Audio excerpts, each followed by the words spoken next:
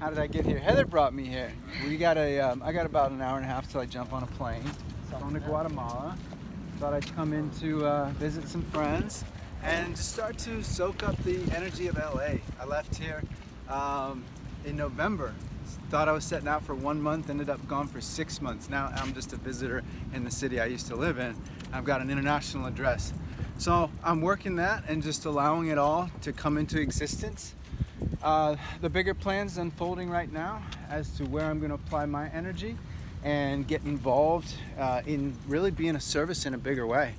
There's a lot of people I'm serving on an individual level right now, but I'm just really looking to put my knowledge, put my expertise and experience into systems, give people the same philosophy and the same tools that I've had in letting life unfold for me. It's the art of allowance. It's really the philosophy I live by, and I recommend you check it out.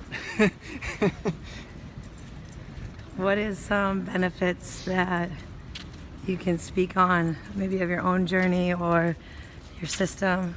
Own journey? Well, basically, it's like I said, it's about letting life unfold. But you really can't let things unfold unless you have an intuitive awareness of where you're headed.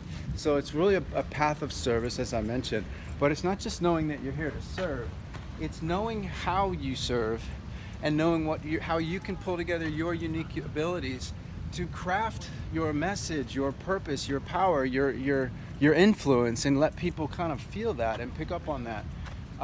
It's these tools for living that allow me to be confident in myself. And when I'm confident in myself, then I can relax into faith, and I can have faith that things are unfolding, that everything's unraveling in its own time, and I don't have to push anything to happen. So the art of allowance is a stress-free way to live, because you're really surrendering to the bigger vision.